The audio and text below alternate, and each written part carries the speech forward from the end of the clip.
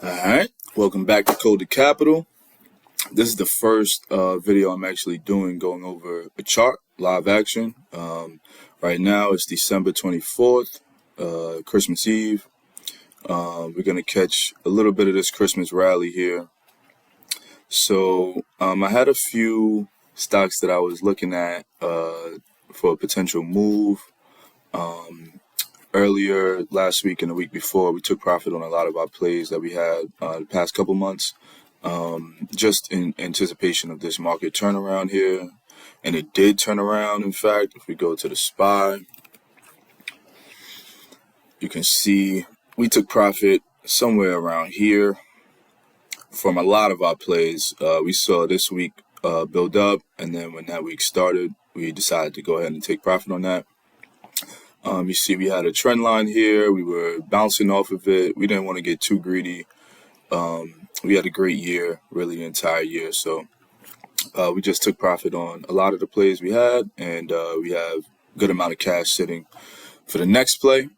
So I was looking for the past few days. I didn't see anything that I was necessarily in love with. But then 2 days ago, if you could see here on the Apple chart, this is the weekly chart right here. I have a trend line here that we started back in December 2023. We hit the trend line again in July 2024. And then we started to consolidate a little bit. And then we went ahead and broke past these previous highs the end of November. And then we continued to run through.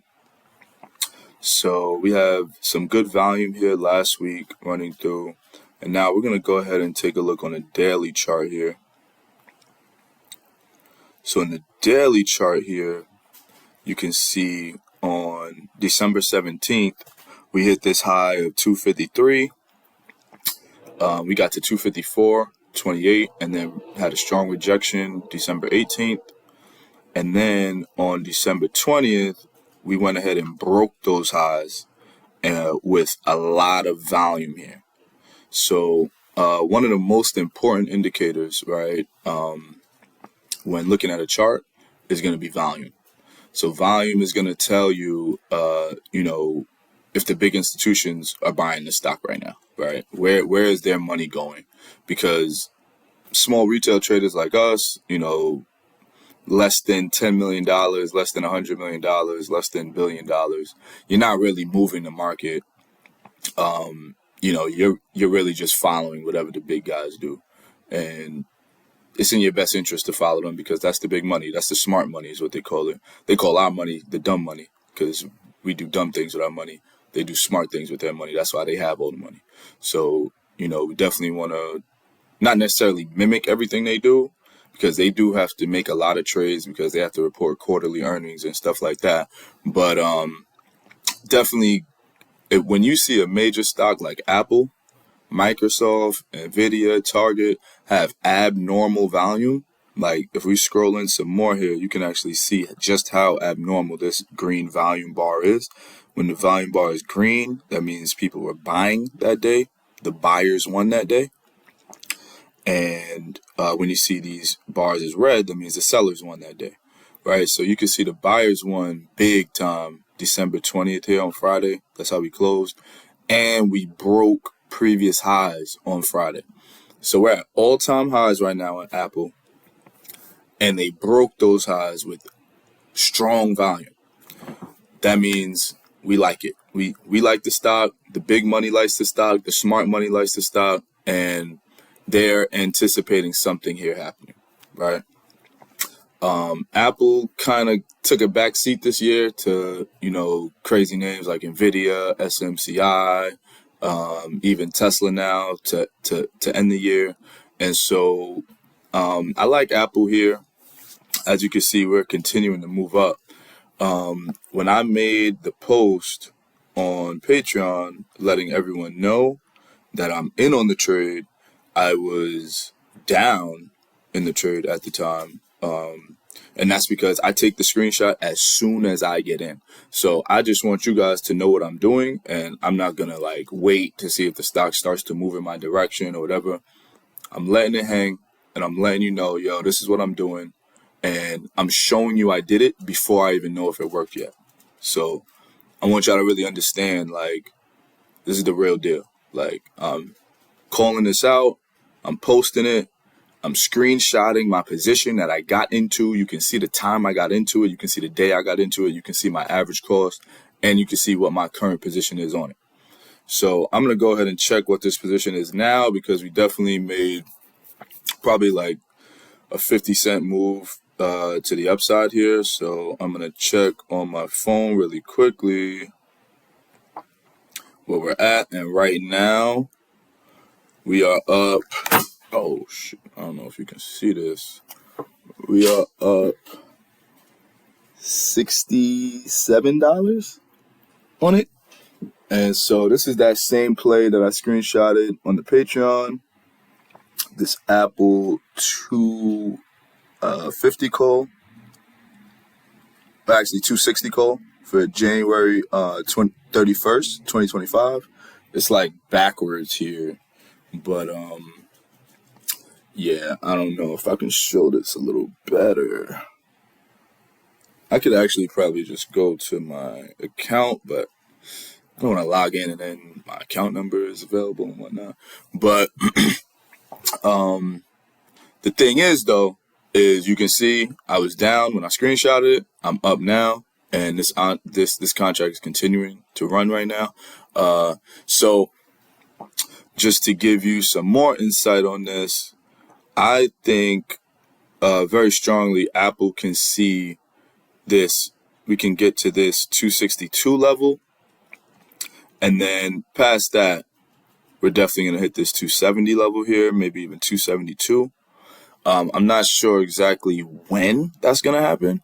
That's why we bought, like a month and some change out for our expiration date. Like, we didn't get this Friday expiration date or next Friday expiration date or even the Friday after that expiration date. We gave ourselves about 5 weeks for this play to materialize. And, it's up right now. We're going to go back to this weekly chart. Actually, let me go back to this monthly chart so you can actually see what I'm looking at here. So I can definitely see Apple hitting this 266 marker this month. That would be nice. That would be a pretty good hit. 260, anything from 265 and up, I'd be looking to take some profit on. And so, yeah, we're going to let this play work. We're going to let this trade materialize. We're going to see what it does. I just wanted to get on here and basically explain to you guys something about the charts so you can see what I'm looking at exactly. So just for some more insight on this is called a candlestick chart. And so here on this candlestick, let's go to this big one here, right? Since this is a green candle right here, and you can see we have a box in this candle, and then we have wicks, like a candle wick, like where you light the candle. So that's why they call it a candlestick, because it'll have this wick here, and it'll kind of look like a candle a bit, if you want to use your imagination. But that's why it's called a candlestick. And when you're looking at a chart like this is a candlestick chart. So whenever the candlestick is green, that means that the stock closed higher than it opened for the day. And whenever the candlestick is red, that means that the stock closed lower than what it opened for the day. So we're going to go ahead and zoom in on these candles here. And so let's look at this first red candlestick right here, right? This is actually what we call an inverse hammer candlestick. And so whenever you see this candlestick at like a strong resistance level, we might be going down on that day, just because this is an indicator of a reversal. And so here we have this red candlestick. You can see it's red. So at the top of the box, that'll be where the stock opened. Whenever you see a red candlestick, you're going to look at the top of the box. That's going to be where the stock opened at. So you can see the stock opened here at $247.96. And whenever you see the bottom of the box, that's going to be where the stock closed at for a red candle. So you can see it closed here at 246.49, right? Next, we have the highs and the lows for the day. So on either candlestick, whether it's red or green, the wick that you see at the top of the candlestick will be how high that stock went that day. And wherever you see the bottom wick of the candlestick, that'll be how low that stock went that day. So here you can see Apple on December 11th went all the way up to $250.80, but then retraced back down to close at 246.49. So this candlestick, this one, and this is the daily candlestick, right? So this shows you what happened in the day. If we're looking at the weekly chart, then each candlestick is going to represent what happened that week. If we're looking at the monthly chart, each candlestick is going to be representative of what happened that month. If we're looking at the hourly chart, each candlestick will be representative of what happened that hour. So the bigger the duration, the stronger the candlestick patterns are. And so, the monthly, so let's go to this monthly chart here. The monthly chart will be the strongest. So here you can see exactly what Apple did for each month. Going back to here, we see August 2024, then we see September 2024, then we see October 2024, November 2024, and December 2024. And each of these candles will represent 1 month, one entire month. So you'll see exactly what this stock did that entire month when looking at this candlestick. If we go to the weekly, you'll see what this stock did for each week. And so if you notice, every time I lessen my duration between candlesticks, I'll need to zoom out. I'll need to spread this chart a little higher. That's because when you're looking at higher time frames, the higher time frames will cover larger price movements, right? Because it's covering a larger amount of time.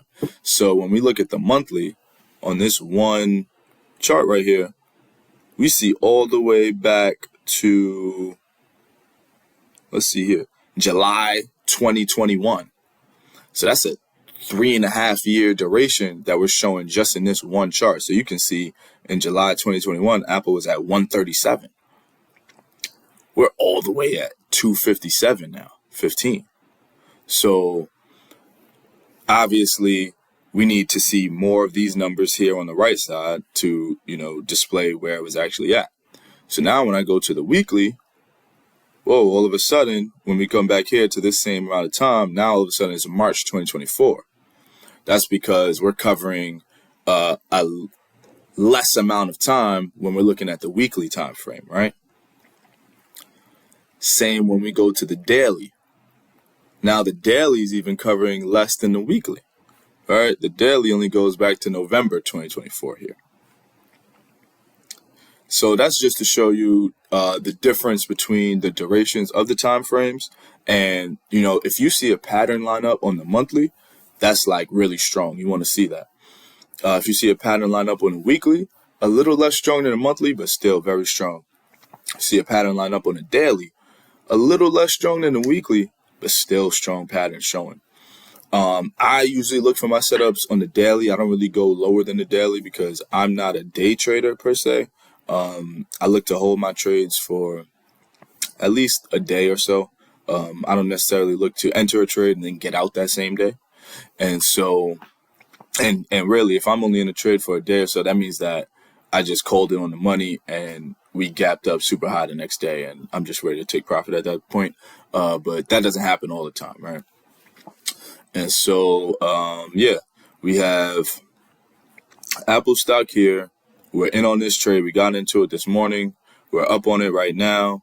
And now if you want to actually get a deeper insight onto, what's happening today, right? Because for today, we only see this candlestick here, right? Because we're on the daily chart. So if we want to see more candlesticks for that day, then what we'll do is we can go into the hour time frame or the 15-minute time frame, and that way each candlestick we see will be representative of either 1 hour or 15 minutes or even 5 minutes or even 3 minutes or even 1 minute, right? So when you're on the 1 minute time frame, you're going to see a bunch of candlesticks for that day, right? So let's take a look at that.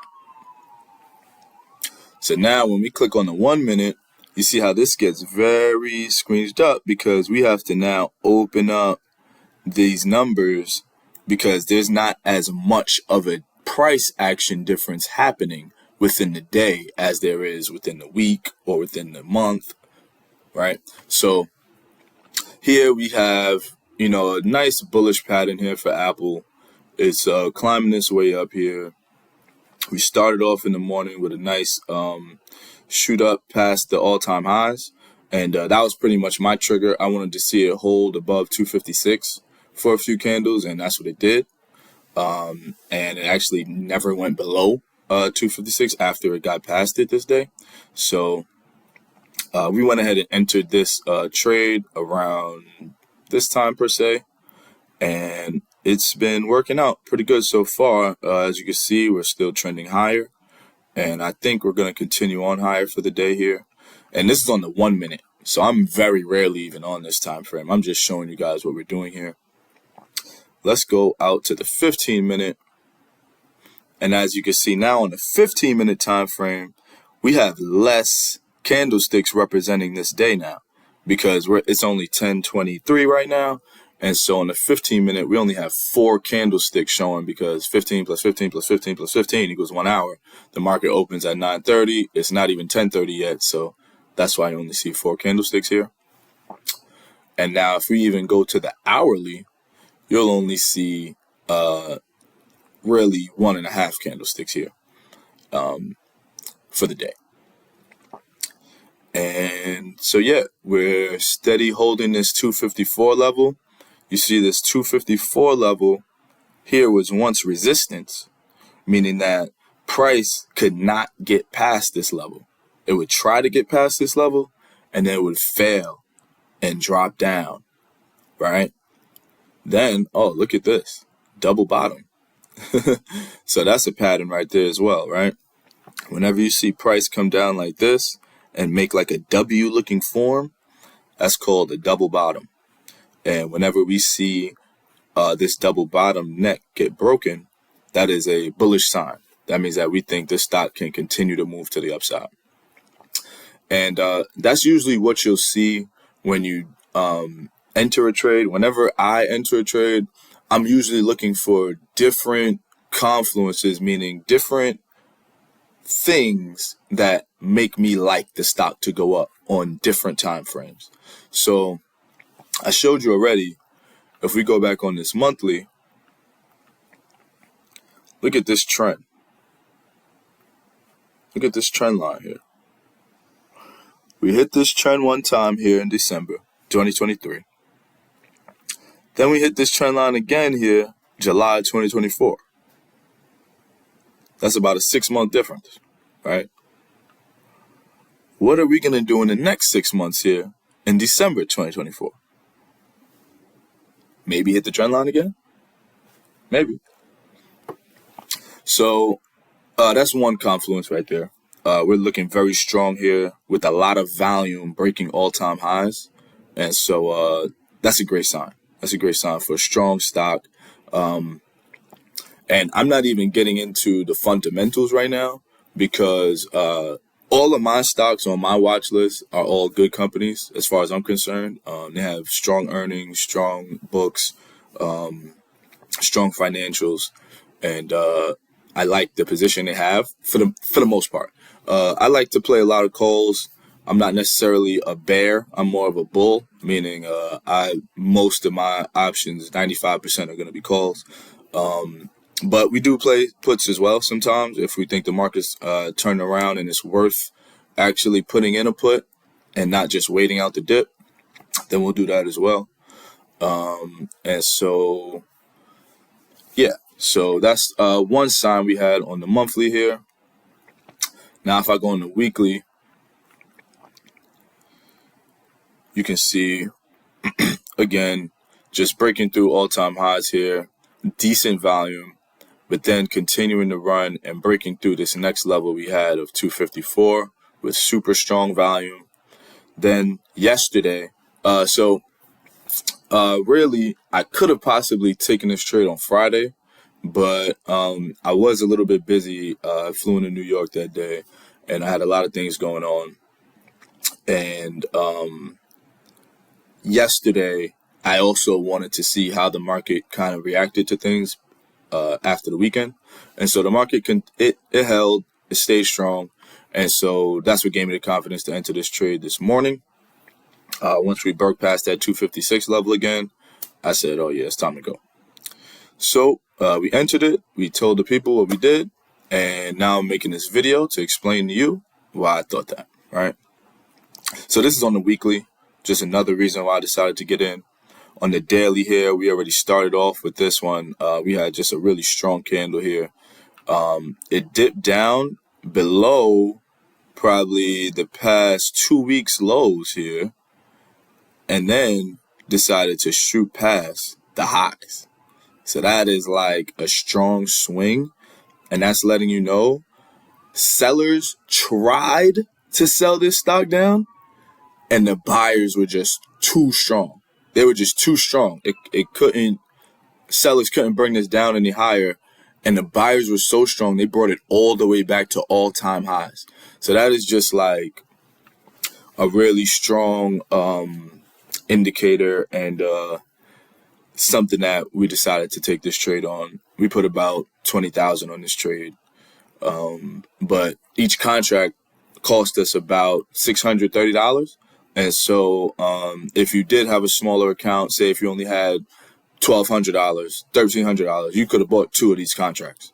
Say if you only had $2,500, you could have bought 4 of these contracts, right? I decided to buy 30 just because, I had a lot of cash ready, and I just walked you through why I like this trade so much. And now if we even go back to the 1 hour, you can see we have a double bottom here that just, that's just a perfect W. I mean, there's just nothing else to talk about there. It broke past this resistance after the double bottom, retraced, turned resistance into support, because first it's resistance, right? First price can't get above this level. Now it's support. Now it's tough for the price to get below this level. That's just another setup called resistance turning into support for the upside, or support turning into resistance for the downside, right? So we're looking at it for the upside. It was support that turned into resistance. When you see all of these confluences on 4 different time frames, you just get into a trade, right? You get into a trade and you give yourself a little bit of time, and you see what it does, So that's the explanation for today. We're at like 20-something minutes. All right. I'm about to make some breakfast, get this started, and let's see how this goes. We'll keep you updated. And of course, as always, I'm going to let you know when I get out of this trade, and we'll screenshot and let you know what we did. So, all right, have a good one. Merry Christmas, everybody. Later.